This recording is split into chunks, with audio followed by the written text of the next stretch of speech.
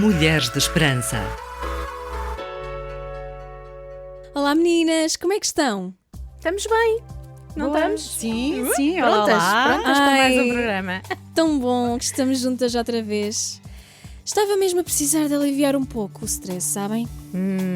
Essa cara não me parece ser boa coisa. Mas pronto, mas a semana passou a voar, não acharam? Sim, Sim. Eu acho Sim. que os meses passam a voar. está cada vez mais rápido. É, não é? Yeah. Alguém acelerou o cronómetro. Suspeito que sim. Ok, mas Miriam, tu ainda continuas com essa cara. Conta lá aí o que é que te anda a deixar estressada. Oh, é tudo. Conciliar a vida de estudante com o papel de esposa, amiga dos amigos, os programas. Enfim, planear um futuro no meio de um mundo tão incerto, não é? Sei lá, são todas as exigências. Sim, eu percebo-te.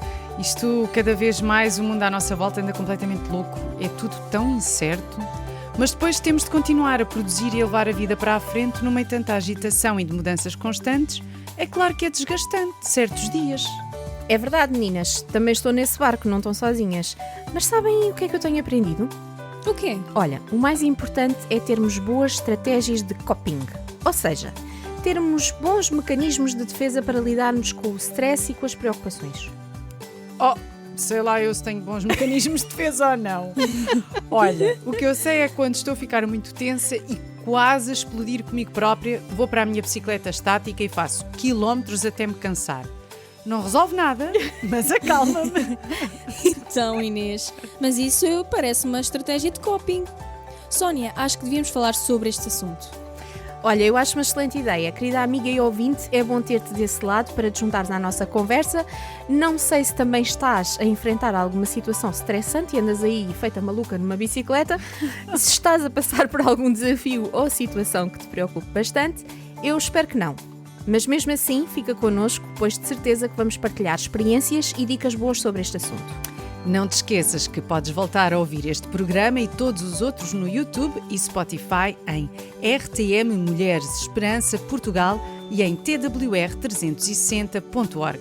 Temos imensos programas interessantes. Subscreve e ativa as notificações para não perderes nenhum conteúdo. Acredita que vale bem a pena. Vamos lá então começar pelo princípio, que é sempre bom, não é? Sim. E esclarecer o que são as estratégias de coping, porque acredito que para muitas das nossas ouvintes isto também é assim uma palavra daquelas bem chinês? complicadas. É Exato. chinês. Vou ler-vos aqui uma definição segundo o Everton Naves Dias e José Luís Paes Ribeiro, que se encontra num artigo da revista Psicologia e Saúde. Coping pode ser definido como um conjunto de estratégias cognitivas e comportamentais desenvolvidas pelas pessoas para lidar com as exigências internas e externas da relação entre o indivíduo e o ambiente. Muito bem, confirma-se então que a minha bicicleta é de facto uma estratégia de coping para lidar com as dificuldades da vida. Muito bem. Mas sendo assim, também os chocolates. Ui, Pois, Aham. e estes se calhar já não são muito positivos. ui. Se calhar não. Se comeres muitos, não te farão muito bem à saúde. Mas olha, estás muito certa. Existem diversos tipos de estratégias de coping. E umas acabam por ser mais saudáveis que outras, óbvio. Claro. Mas não é dessa forma que se costumam categorizar. Tem mais a ver com o foco dessas estratégias. Ou são voltadas para a modificação, resolução do problema, ou são voltadas para a regulação, modulação da expressão das emoções. É verdade, Miriam. Alguns autores até distinguem as primeiras como ativas e as segundas como passivas. Por exemplo, uma pessoa que perante um problema a nível financeiro decide ir aconselhar-se ao banco e perceber quais são as soluções que tem e se calhar até decida criar um espaço na agenda para encaixar, por exemplo, mais um trabalho de part-time para resolver a sua situação financeira, ela canalizou a sua energia para a resolução do problema. Agora vamos imaginar o mesmo problema na vida de outra pessoa que decide esconder a situação da família, não abrir os envelopes do banco para não ter que ver as más notícias e passa a evitar de falar de dinheiro, seja em que situação for. Antes, pelo contrário, decide anestesiar os pensamentos com séries de televisão. Este está a agir mais de acordo com o foco nas emoções. Ok. Então, parece-me que a forma de abordar as estratégias de coping tem mais a ver com a percepção que cada pessoa tem da situação do que com o problema em si. Porque, Ok. segundo o exemplo que estavas a dar, Sónia, o problema era o mesmo. Mas as reações deles é que foram muito diferentes. Pois sim, é isso mesmo. Primeiro, faz-se uma avaliação primária da situação, onde a nossa percepção desempenha um papel muito importante, porque é quando atribuímos um significado à situação e a consideramos irrelevante, estressante, desafiadora ou uma ameaça. Depois fazemos uma segunda avaliação onde basicamente averiguamos se temos condições de ultrapassar a situação ou não. É quando vamos à nossa caixa de ferramentas. Curiosa? Não saias daí. Segue-nos no Facebook e Instagram. RTM Mulheres de Esperança. Olá novamente, querida amiga. Também estás como a nossa Inês? A precisar de perceber como lidar de forma saudável e correta com os problemas da vida? O tema de hoje é coping, mecanismos de defesa, ou seja, as estratégias de pensamento e de comportamento que adotamos para lidar com as situações difíceis e estressantes da vida. Permanece desse lado porque vai valer muito a pena. Portanto, se estou a perceber a lógica até aqui, quando achamos que podemos alterar alguma coisa ou de alguma maneira resolver o problema, adotamos comportamentos mais ativos e voltados para o problema. Se consideramos que não existe solução, o nosso cérebro limita-se a encontrar maneiras de acalmar as nossas emoções, certo? Muito bem, menina Inês. Eu sempre ouvi dizer que o cérebro era um cavalo se a gente não lhe dá comandos. Acabaste de passar no teste. Boa. Então, reparem, as mesmas estratégias numa situação podem ser benéficas e noutra podem ser nocivas. Vejamos um casal, por exemplo. Numa situação de violência doméstica, o distanciamento ou mesmo a fuga são benéficas e até aconselhadas. Mas no caso de apenas existir uma frustração face às expectativas da vida ou de necessidades emocionais que não estão a ser supridas, o distanciamento pode agravar ainda mais a situação. Olhem, agora lembrei-me de Elias, o grande profeta Elias que, depois de mostrar um imenso poder de Deus através das suas ações e de fazer milagres incríveis no nome do Senhor, fugiu desesperado, sem rumo, ao enfrentar uma ameaça de morte da rainha Jezabel. Sabem quem ela é, certo? Exatamente, sim. Este episódio encontra-se em 1 de Reis, capítulo 19, se quiseres ler. É incrível, uma história incrível. Excelente exemplo, Miriam. Olha, vou dizer-vos algumas estratégias de coping mais comuns e depois vocês vão tentar adivinhar qual é que Elias usou. Pode ser? Ok, Certo, interessante. Muito bem. Então, a primeira, confronto. Muitas vezes está associada a situações de confronto violento e ou agressividade verbal. Segunda, resolução planeada do problema. Por vezes existem problemas e situações dos quais não podemos fugir para sempre, têm de ser encarados e resolvidos. Para isso, nada como elaborar um bom plano. Procura de suporte social. Pedir ajuda a alguém experiente, a alguém em quem confies, procurar suporte num grupo ou comunidade, por exemplo. Distanciamento, fuga do problema. O nome disto tudo não é preciso acrescentar nada. Esquiva ao problema. Tem que ver com comportamentos de inebriação das emoções, de forma a não ter de lidar com as emoções negativas causadas pela situação, como por exemplo automedicação, álcool, tabaco, drogas, consumo excessivo de doces, entre outros. Reavaliação positiva do problema. Tentar ver novamente a situação, focando mais nos aspectos positivos. Distração. Tentativa de hiperfocar em algo que faça esquecer o problema, como o uso excessivo de aparelhos eletrónicos, por exemplo. Vamos ainda à outra. Aceitação de responsabilidade. Boa e necessária se quisermos elaborar um plano de resolução do problema, mas nociva se fizermos sem a razão, apenas para garantir o restabelecimento da ordem. E ainda o autocontrole.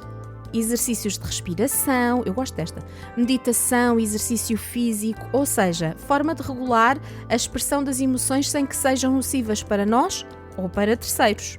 Oh, então mas isso é fácil. Claramente, Elias usou o distanciamento e a fuga do problema. Exato, Certo? concordo. Sim.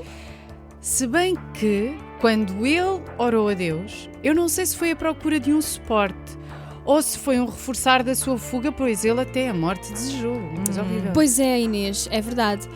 Quando nos sentimos desesperadas e sem saída, podemos vir a ter pensamentos muito perturbadores, como o suicídio. Mas repara que rapidamente Deus lhe mandou um anjo para cuidar dele, naquele instante, e o ajudar a restabelecer as forças. Deus está sempre atento ao nosso clamor e faz-se presente, não é? Sim, é muito interessante. Depois Deus fez uma reavaliação positiva do problema, repararam?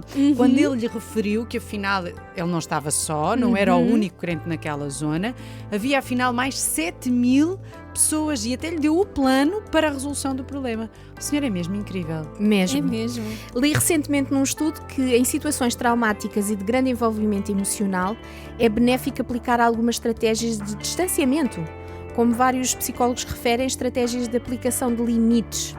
Isto ajuda a mente a criar espaço para processar os estímulos estressantes e ameaçadores e a conseguir manter-se mais equilibrada, o que proporciona uma nova reavaliação da situação. Mulheres de Esperança, segue-nos no Facebook, Instagram e Twitter. Subscreve o nosso canal no YouTube e ativa as notificações. Tenho estado a ouvir-vos com muita atenção. E tu, querida amiga e ouvinte, o que é que estás a achar? Se por acaso só agora te ligaste ao programa, não faz mal, hoje estamos a falar de estratégias de coping, ou seja, estratégias cognitivas e comportamentais para lidar com problemas e situações de stress na nossa vida. O Salmo 34 é um excelente exemplo de como realmente Deus ouve e está perto dos que se chegam a Ele. Posso ler-vos só uns versículos? Sim, eu acho que sim. Claro. Então diz o seguinte: Procurei o Senhor e Ele respondeu-me. Livrou-me de todos os meus receios. Verifiquem e constatem como o Senhor é bom. Feliz é o homem que faz dele o seu refúgio. O Senhor está perto dos que têm o coração ferido. Liberta os que têm um espírito carregado de angústia.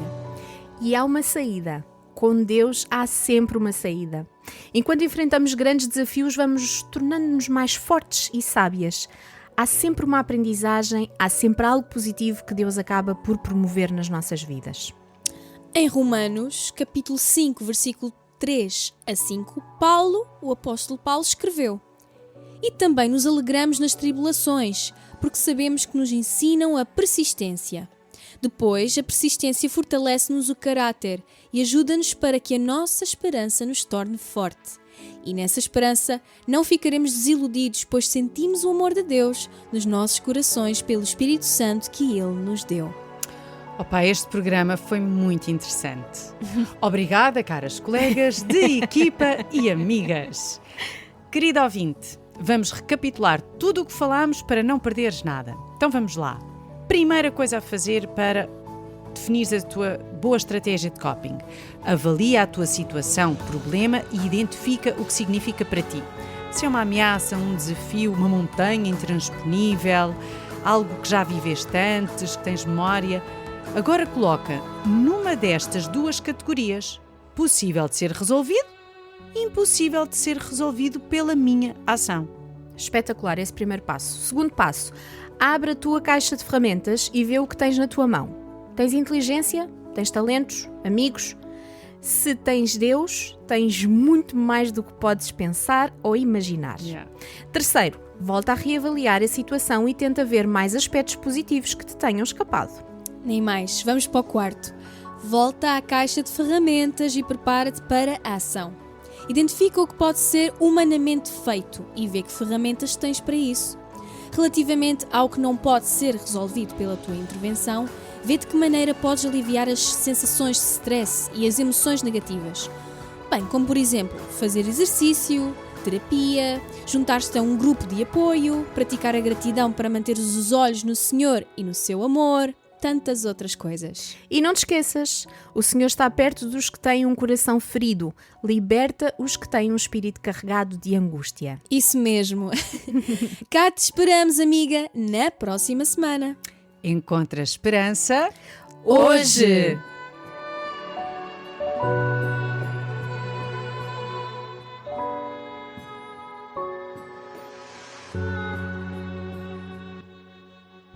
Aprender, orar, ouvir, crescer e dar. RTM Mulheres de Esperança.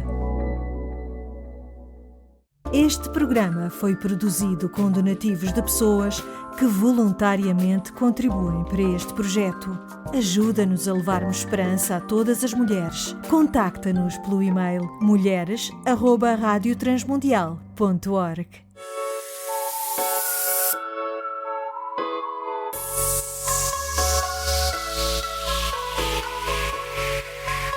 Mulheres de Esperança. Uma produção RTM Portugal. RTM Portugal. RTM